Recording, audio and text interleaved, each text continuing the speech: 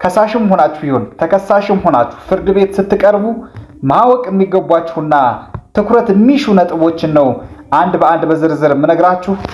ሰላም ውድና የተከበራችሁ የቻናሌ ቤተሰቦች እንዴት ናችሁ? በአንድ የፍትሐ ብሔር ጉዳይ ላይ ክስ ለማቅረብ ማወቅ የሚገባችሁና ትኩረት የሚሹ ነጥቦችን እነግራችኋለሁ። የዛሬው የህግ ጉዳይ ለየት ያለና ወሳኝ የሆነ የህግ ጉዳይ ነው።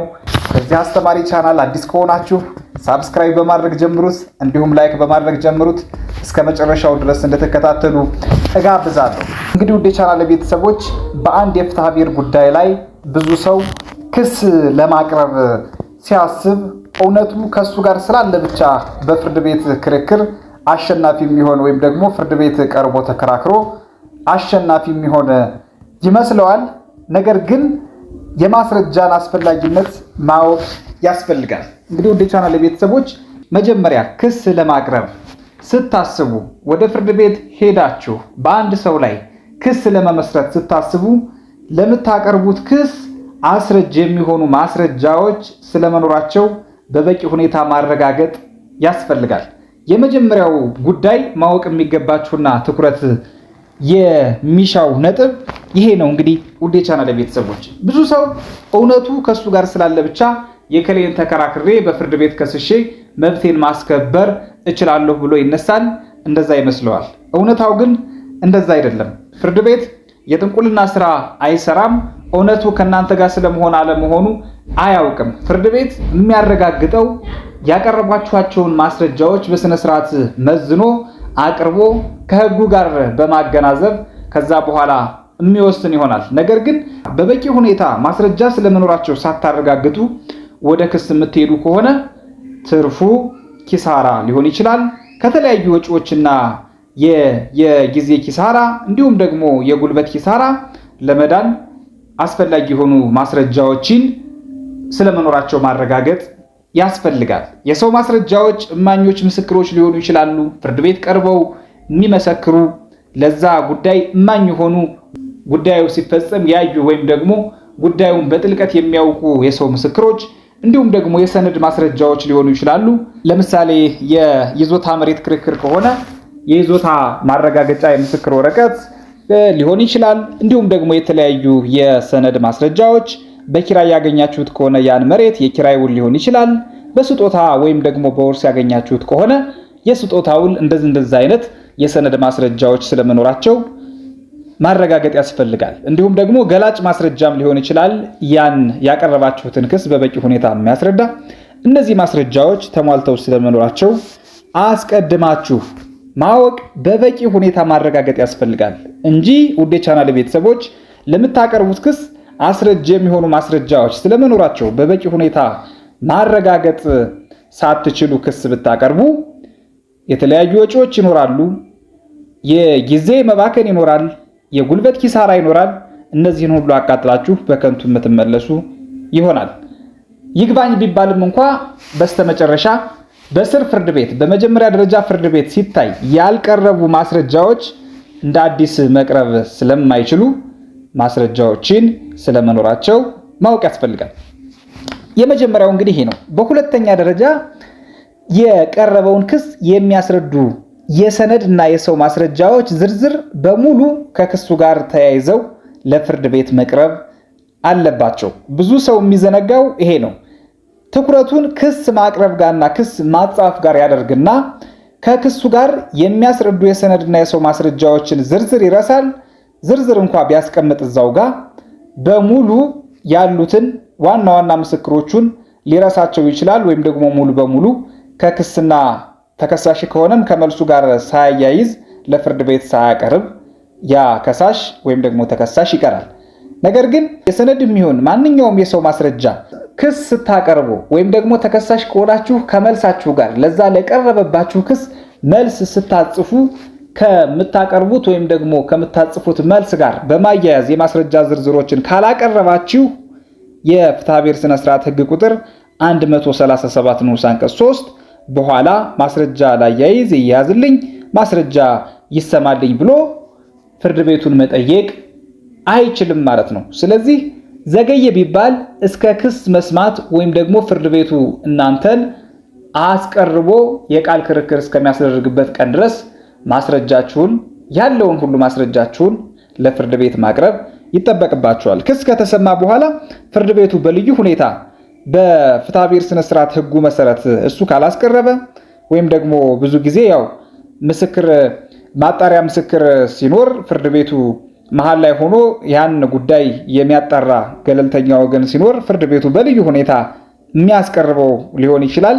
ከዚህ ውጪ ግን ምስክሬን የረሳሁትን ላሰማ፣ ማስረጃ ይያዝልኝ፣ የሰነድ ማስረጃ ይቅረብልኝ ብሎ ፍርድ ቤትን መጠየቅ አይቻልም ማለት ነው። እንግዲህ ውድ የቻናል ቤተሰቦች የፍትሐብሔር ስነ ስርዓት ሕግ ቁጥር 222 አንድ ክስ ሲቀርብ ከክሱ ጋር በ223 መሰረት ማስረጃ ተያይዞ መቅረብ እንዳለበት እንዲሁም ደግሞ አንድ ተከሳሽ ለቀረበበት ክስ መልሱን ሲያቀርብ በ234 መሰረት ከመልሱ ጋር ያሉትን ማስረጃዎች በሙሉ አያይዞ ማቅረብ አለበት። ብዙ ሰው ምስክር የሚሆነውን ሰው ይረሳና በኋላ ምስክሬን ይሄ ወሳኝ የሆነ ምስክር ስለሆነ ይግባልኝ፣ እንዲሁም ደግሞ ይህ ምስክር መገኘት ስለማይችል በዚህ ምስክር ይተካልኝ የሚል አቤቱታ ሲያቀርቡ ይስተዋላል። ነገር ግን እንደዚህ አይነት አቤቱታዎች በፍርድ ቤት ታይተው ብዙ ጊዜ ተቀባይነት የሚኖራቸው እድል ጠባብ ስለሆነ በጥንቃቄ ያሉትን የሰውና የሰነድ ማስረጃዎች በተሻለ መጠን አስቀድሞ ማያያዝ ያስፈልጋል። በሶስተኛ ደረጃ ውድ የቻናል ቤተሰቦች እጅግ ወሳኝ የሆነው ነጥብ የመጀመሪያ ደረጃ መቃወሚያ ስለመኖር አለመኖሩ በደንብ መርምሮ ካለ አስቀድሞ የመጀመሪያ ደረጃ መቃወሚያ ማንሳት ነው። እንግዲህ ይሄ ብዙ ጊዜ ለተከሳሾች ነው። ነገር ግን ከሳሽ ሆናችሁ ስትቀርቡም ክስ በምታቀርቡበት ጊዜ የመጀመሪያ ደረጃ መቃወሚያ ሊነሳብኝ ይችል ይሆን ብላችሁ አስባችሁ ማቅረብና ለዛ ይቀርባል ብላችሁ ላሰባችሁት የመጀመሪያ ደረጃ መቃወሚያ አስቀድሞ ምላሹን ማዘጋጀት ይበጃል። ይህ ካልሆነ ግን የምታቀርቡት ክስ በመጀመሪያ ደረጃ መቃወሚያ ቀሪ እንደሚሆን ካመናችሁና ካሰባችሁ ክስ ብታቀርቡም ልፋታችሁ ከንቱ ነው የሚሆነው። ተከሳሽ ስትሆኑ የመጀመሪያ ደረጃ መቃወሚያዎች ለቀረበባችሁ ክስ ስለመኖር አለመኖራቸው በደንብ ካላጤናችሁ ክርክሩ በአጭር ጊዜ የሚቀጭ በአጭር ጊዜ እልባት የሚያገኝ በመጀመሪያ ደረጃ መቃወሚያ የሚዘጋ ሲሆን እናንተ ባለማንሳታችሁ ምክንያት ክርክሩ ይጓተታል። ከዛም በኋላ ያልተገባ ውሳኔ በእናንተ ላይ ሊያርፍ ይችላል። ስለዚህ ውድ የቻናል ቤተሰቦች እንደ አንድ ምክረ ሐሳብ እንደዚህ አይነት ጉዳዮች ሲቀርቧችሁ አስቀድሞ በተቻለ መጠን ከቻላችሁ የሕግ ባለሙያ ማማከርን ይጠይቃል። የሕግ ባለሙያ ነገሮችን ጉዳዮችን ከሕግ ጋር አገናዝቦ ከሕግ አንጻር አይቶ የመጀመሪያ ደረጃ መቃወሚያ ይሄን ጉዳይ ይዘጋዋል ወይስ አይዘጋውም የሚለውን ይመለከታል። ምክንያቱም እናንተ ብዙ ጊዜ ውድ የቻናል ቤተሰቦች ሕጉን ላታውቁ ስለምትችሉ የተለያዩ የመጀመሪያ ደረጃ መቃወሚያዎች አሉ። እነሱን ላታውቋቸው ስለምትችሉ በራሳችሁ ተከራክራችሁ ማሸነፍ ሊከብዳችሁ ይችላል። ለምሳሌ ፍርድ ቤቱ ይሄን ጉዳይ ለማየት ስልጣን የለውም የሚል የመጀመሪያ ደረጃ መቃወሚያ ቢሆን ፍርድ ቤቱ ስልጣን ስለመኖር አለመኖሩ እናንተ ላታውቁ ትችላላችሁ። በፍትሐብሔር ስነ ስርዓት ሕግ ቁጥር አንቀጽ 244 ንዑስ አንቀጽ 2 ስር ተደንግገው የሚገኙ የተለያዩ በርከት ያሉ የመጀመሪያ ደረጃ መቃወሚያዎች አሉ። ፍርድ ቤቱ ጉዳዩን ለማየት ስልጣን የለውም። ጉዳዩ በ3 ዓመት በ10 ዓመት ሊሆን ይችላል። በተለያዩ ዓመታት በይርጋ የታገደ ነው። ከዚህ በላይ ይዤው የቆየው ስጠቀምበት የቆየው ስለሆነ በይርጋ ይታገዳል። እንዲሁም ደግሞ ጉዳዩ በሽምግልና ታይቶ እልባት የተሰጠው ጉዳይ ነው። ጉዳዩ በፍርድ ቤት ከዚህ በፊት ታይቶ ውሳኔ እልባት የተሰጠው ጉዳይ ነው። ዳግመኛ ክስ ሊቀርብብኝ አይገባም የሚሉና መሰል የተለያዩ የመጀመሪያ ደረጃ መቃወሚያዎች አሉ።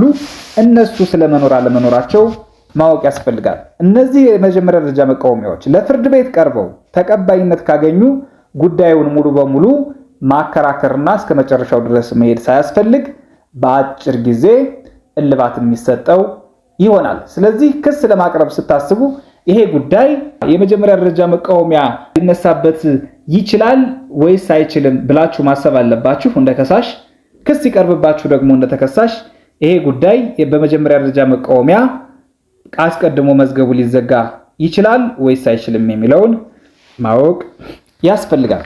በመጨረሻ ደረጃ በቃል ክርክር ጊዜ ዳኛው ለሚጠይቃችሁ ጥያቄ ቀጥተኛና ግልጽ ምላሽ መስጠትና ማብራራት ያስፈልጋል።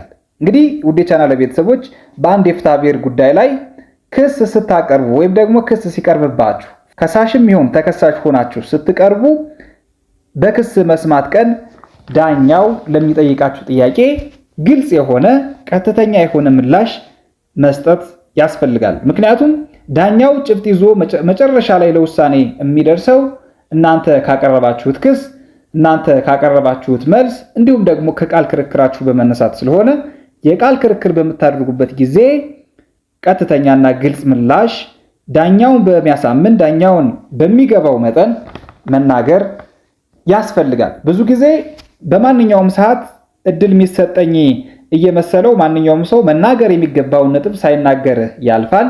እንዲሁም ደግሞ መናገር የሌለበትን ጉዳይ ተናግሮ መናገር ያለበትን ነገር ዘንግቶ ሳይናገር ይቀራል። ነገር ግን የተሰጣችሁን እድል ተጠቅማችሁ ማስረዳት አለባችሁ። የሚሰጣችሁ እድል አለ። ያ የምትናገሩበት እድል አንዴ ካለፈ በኋላ ልናገር ብትሉ እንኳ ላትናገሩ ስለምትችሉ ልትናገሩ የምትችሉበት አጋጣሚ ላይሰጣችሁ ስለሚችል የተሰጣችሁን እድል ተጠቅማችሁ በአጭርና ግልጽ ቀጥተኛ የሆነ ምላሽ ወይም ደግሞ የቃል ክርክር ማድረግ ያስፈልጋል። ስለዚህ ውድ የቻናል ቤተሰቦች እነዚህን 4 ነገሮች ካላወቃችሁ የፍትሐ ብሔር ጉዳይ ላይ ክስ ብታቀርቡም ክስ ቢቀርብባችሁም ያለ አግባብ ሳታውቁ እውነታው እናንተ ጋር ቢኖርም እንኳ ልትሸነፉ ትችላላችሁ። ስለዚህ እነዚህን ጉዳዮች በደንብ ማወቅ ያስፈልጋል። ለዛሬ የነበረኝ የህግ ጉዳይ ይሄን ይመስል ነበር።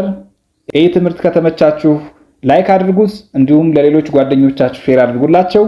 አብራችሁኝ ስለነበራችሁ አመሰግናለሁ። በሌላ ጠቃሚ የሆነ የህግ ጉዳይ እስክንመለስ ድረስ ቸር ሰንብቱ። ባባይ